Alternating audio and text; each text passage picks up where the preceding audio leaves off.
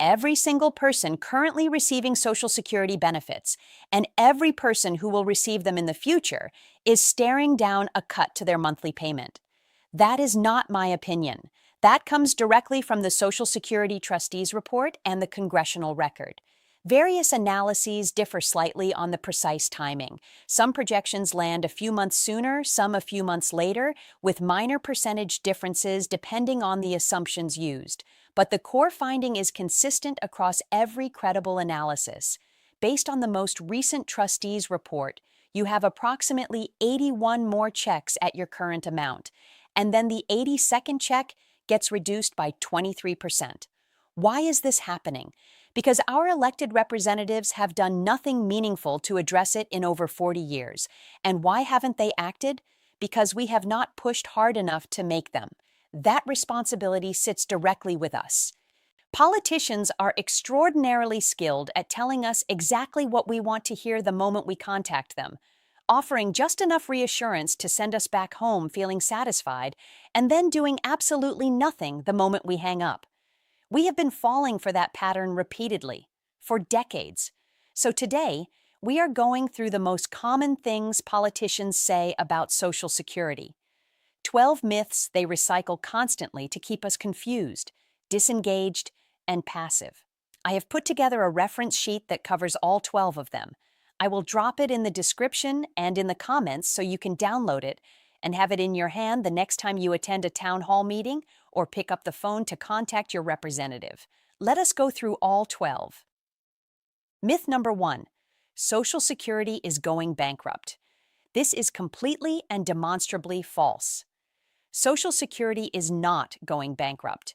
It will exist for generations, potentially for centuries, unless there is a deliberate political decision to hand it over to private financial interests, which, not coincidentally, is precisely why certain politicians prefer inaction over solutions. Keeping the public confused and worried serves a specific political purpose. As long as Americans are working and contributing through payroll taxes, Social Security will continue paying out benefits.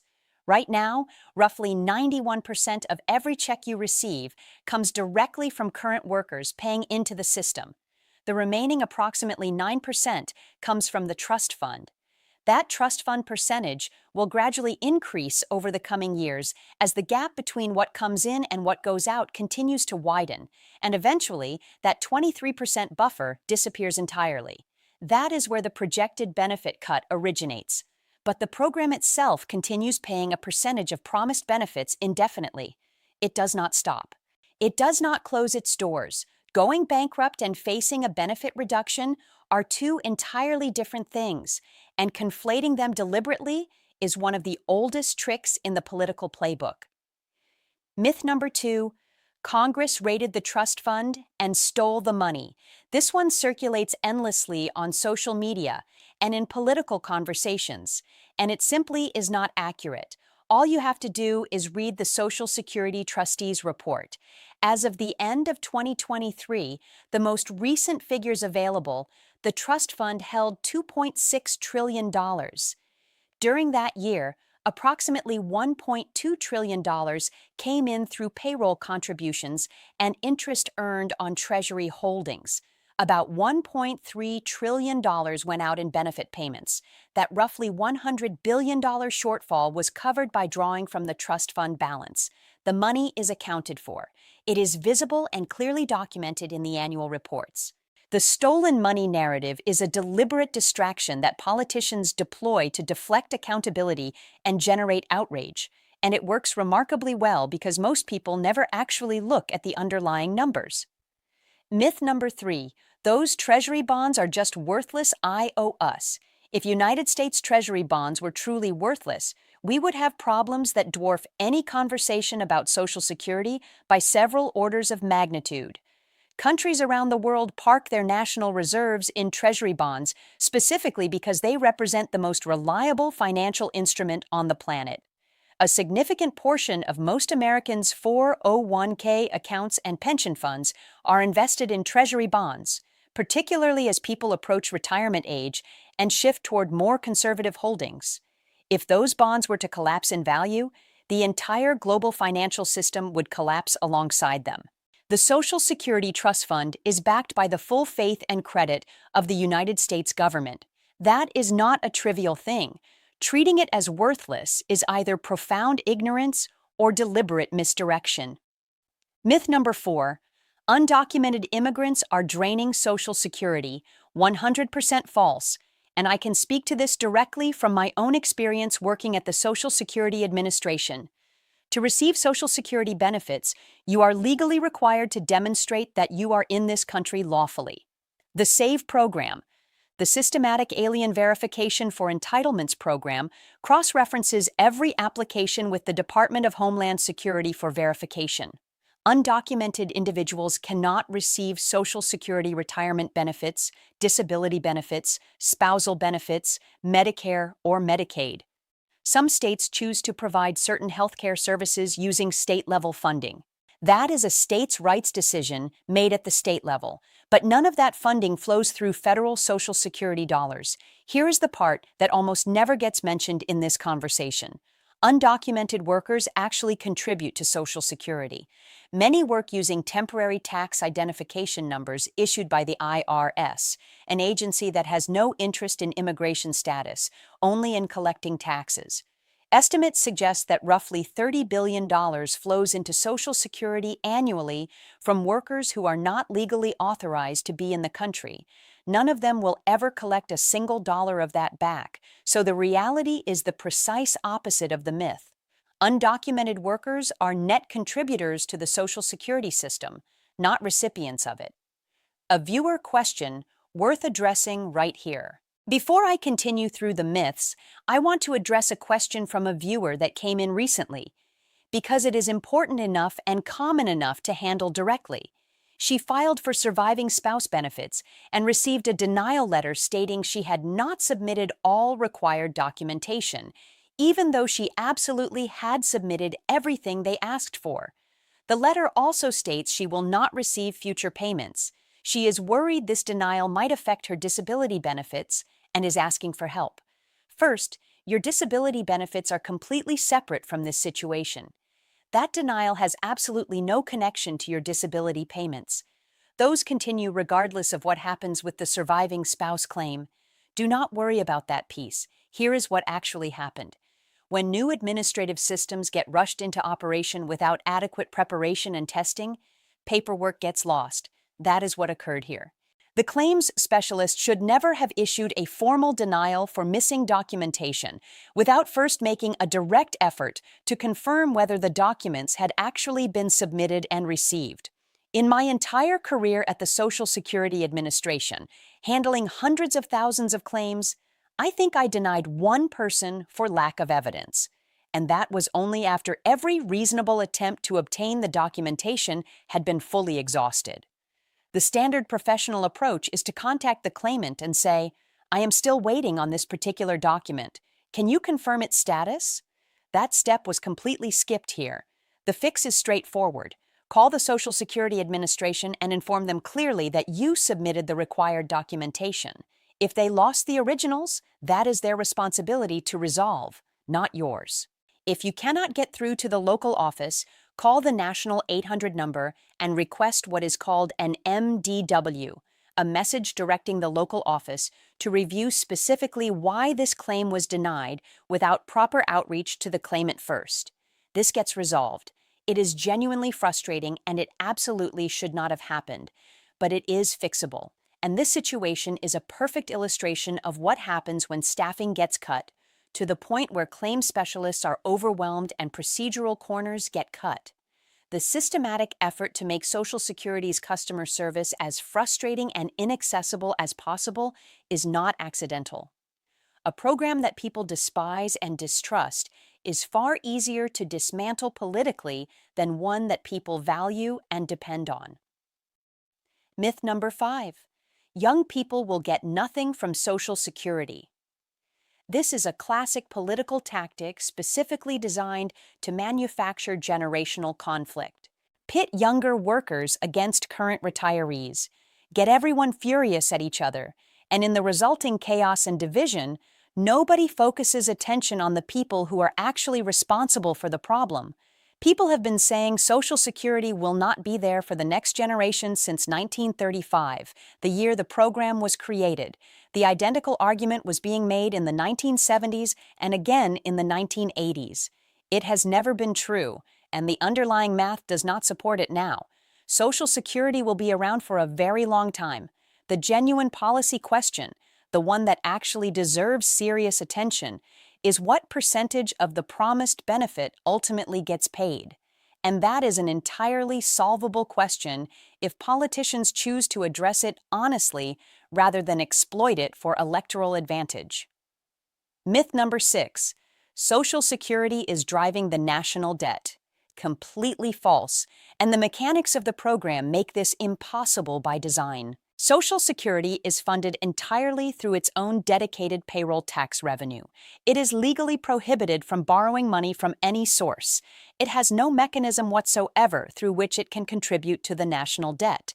The program simply does not work that way. We are currently sitting at roughly $36 trillion in national debt.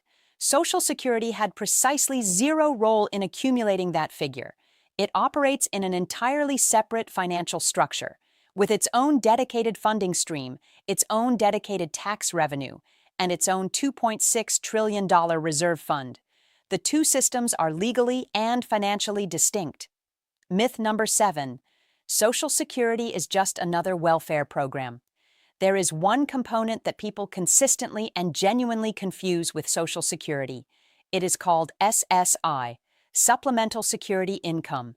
SSI is a needs-based assistance program. It is means-tested, requires demonstrated financial need, and is available to people who are either disabled or 65 and older with very limited income and financial resources. The maximum SSI payment this year is $994 per month. If you know anyone receiving a Social Security-related payment below that amount, please encourage them to contact the SSA immediately to check whether they qualify for SSI as a supplement to their existing payment. Regular Social Security, retirement and disability benefits, is an entirely different structure operating under entirely different rules. These are earned benefits, built through decades of personal payroll tax contributions. The benefit calculation itself is deliberately progressive, meaning people who contributed less over their working careers actually receive a higher replacement percentage of their prior earnings. If your average monthly earnings across your working life were $1,000, you receive approximately a 90% replacement rate, around $900 per month in benefits.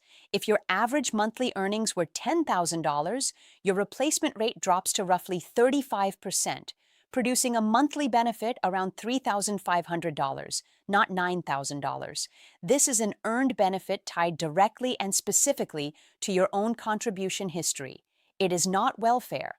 The distinction matters enormously, and deliberately blurring it is a political strategy, not an honest description of the program. Myth number 8. The Social Security Fairness Act fixed the problem. Under the previous administration, modifications were made that increased payments for certain groups who had previously received reduced benefits due to provisions called the Windfall Elimination Provision and the Government Pension Offset. Politicians called this legislation the Social Security Fairness Act. But here is what that framing leaves out. Expanding benefit payments without simultaneously establishing a corresponding funding solution to pay for that expansion accelerates the timeline to that 23% cut. More money going out without new money coming in moves the depletion date closer. Both major political parties have contributed to this problem. Neither has taken meaningful action to address the underlying funding gap. The Fairness Act did not make Social Security more solvent. It made it less so, without any honest conversation about how to offset that cost. Myth number 9, the only way to fix Social Security is to cut benefits or raise the retirement age. This is what you get when politicians announce they have tried nothing and determined that nothing can be done. The most widely supported and most mathematically straightforward solution, particularly in this community, is lifting the payroll tax cap entirely. Currently, The maximum wages subject to Social Security payroll tax is $168,600. Every dollar earned above that threshold is completely exempt from Social Security taxation. Someone earning $50,000 per year pays Social Security tax on every single dollar they earn, 365 days a year, paycheck after paycheck. Someone earning $5 million per year hits the taxable wage cap in the first 2 weeks of January, and then pays zero Social Security tax on the remaining 50 weeks of income. Their effective FICA rate ends up below 0.25% of total earnings. Eliminating that cap, requiring higher earners to contribute on the same percentage of their income that every other working American contributes, would resolve the projected funding shortfall without cutting a single benefit dollar or raising the retirement age by a single day. The reason it has not happened is not complicated. It requires wealthy individuals and their financial backers to contribute proportionally on their income. And those individuals have considerable influence over the people who write the tax code and set the rules. Myth number 10. High earners already pay their fair share into Social Security. We just addressed the arithmetic on this in detail. They do not. The payroll tax cap structure ensures that the highest earners in the country contribute the smallest fraction of their income to Social Security. That is not a matter of political interpretation. It is straightforward arithmetic that anyone can verify by looking at the numbers. A worker earning $50,000 contributes 6.2% of every dollar to Social Security. A worker earning $5 million contributes 6.2% of the first $168,600 and effectively 0% on the rest. These are not comparable contributions by any honest measure. Myth number 11. The COLA keeps up with what seniors actually experience in inflation. The cost of living adjustment is calculated using a measure of consumer prices that does not accurately reflect the actual spending patterns of retired Americans. Seniors spend proportionally more of their income on healthcare, housing, and prescription medications than the general working population does. These are categories that have experienced some of the steepest and most sustained price increases over the past decade. When those costs rise faster than the overall inflation index, seniors lose real purchasing power, even after receiving their annual COLA. There is a separate inflation index called the CPI-E, the Consumer Price Index for the elderly, specifically designed to track the spending patterns of older consumers. It consistently produces higher inflation readings than the index currently used to calculate the COLA adjustment. Using the CPI-E instead of the current measure would mean higher annual adjustments that more accurately reflect what seniors are actually experiencing at the grocery store, at the pharmacy, and at the doctor's office.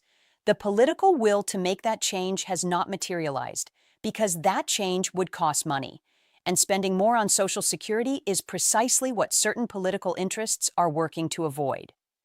Myth number 12. We can fix Social Security by cutting waste, fraud, and abuse. This was the promise made loudly and repeatedly during the recent DOGE initiative.